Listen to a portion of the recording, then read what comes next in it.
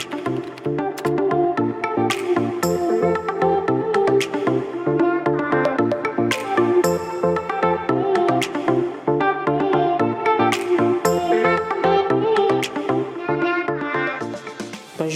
je suis Madame Kone Mariam Diarra, professeure de physique-chimie. Aujourd'hui, la leçon qu'on va voir, c'est les acides carboxyliques et leurs dérivés. Petit 1, les acides carboxyliques. Les acides carboxyliques sont des composés organiques qui ont pour formule R liaison C double liaison O liaison OH. Ça contient un groupe carboxyle. La formule générale, c'est R liaison COOH. C'est un composé organique qui a pour formule générale R liaison COOH. Maintenant, c'est R là, cet acide carboxylique est appelé monoacide carboxylique parce que ici on a un seul R, alors on dit monoacide carboxylique. Ce monoacide carboxylique est saturé si R est un alkyle. Alors on a dit que R est un groupe, on dit que un monoacide est dit saturé si R est un groupe alkyle, alors R serait égal à CnH2n plus 1. Dans ce cas, on va avoir la formule générale des monoacides saturés, ça sera CnH2n plus 1 COOH. Leur formule brute sera CnH2nO2. C'est la même chose que en alcool, mais rappelez-vous, c'est des isomères. Les alcools et les acides carboxyliques peuvent avoir même formule brute, mais de formules semi-développées différentes. Raison pour laquelle ici, leur formule brute c'est CnH2nO2. Pour l'alcool aussi, c'est CnH2nO2. Ils ont les mêmes formules brutes, mais des formules semi-développées différentes. Ensuite, comme le titre dit, c'est les acides carboxyliques et ses dérivés. Maintenant, les acides carboxyliques et ses dérivés, après les acides carboxyliques, on a les chlorures d'acyle. Les chlorures d'acyle fait partie des dérivés des acides carboxyliques. D'abord, le premier point pour le chlorure d'acyle, c'est la définition. Et les chlorures d'acyle aussi sont des composés organiques, mais qui sont un groupe comportant un groupe acyle. Le OH est remplacé par Cl du chlore. Sa formule, c'est liaison C double liaison O liaison Cl. La formule générale des chlorures d'acyle est R liaison COCl. Ça, c'est la formule générale des chlorures d'acyle. Ensuite, le deuxième point, passage des acides carboxyliques au chlorure d'acyle.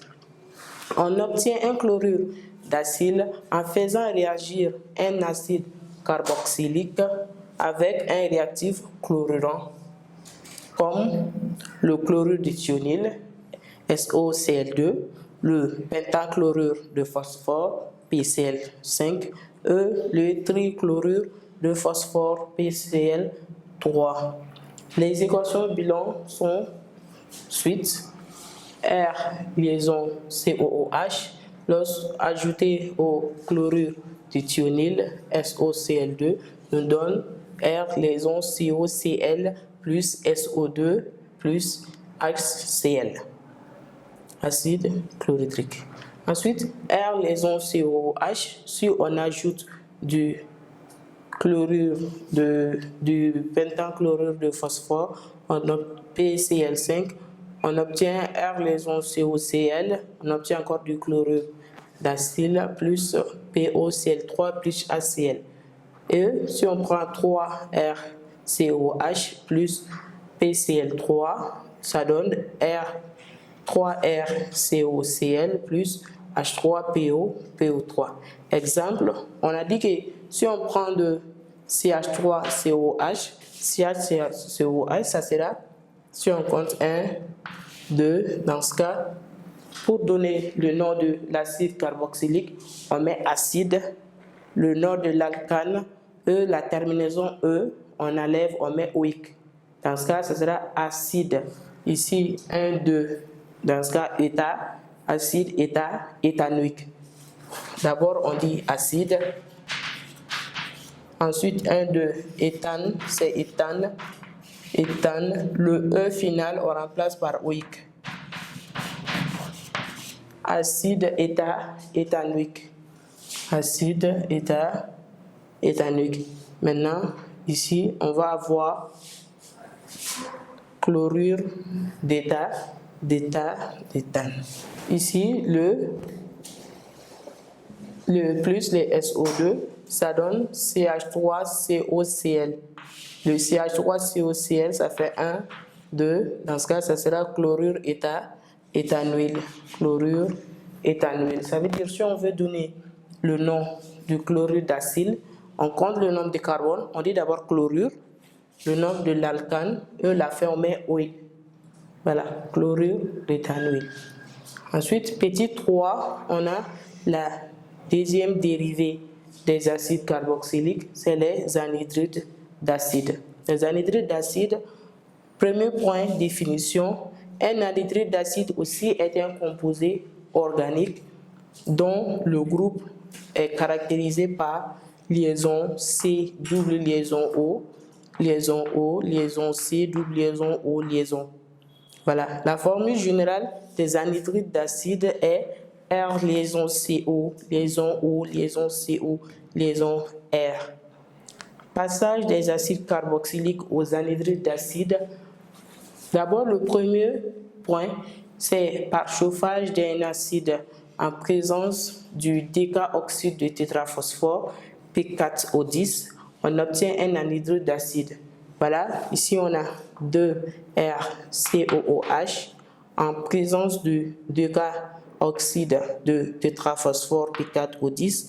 Ça nous donne R liaison CO, liaison O, liaison CO, liaison R plus H2O. Voilà, exemple. Dans l'exemple, on a pris de l'acide éthanoïque 2 fois CH3COH en présence de P4O10.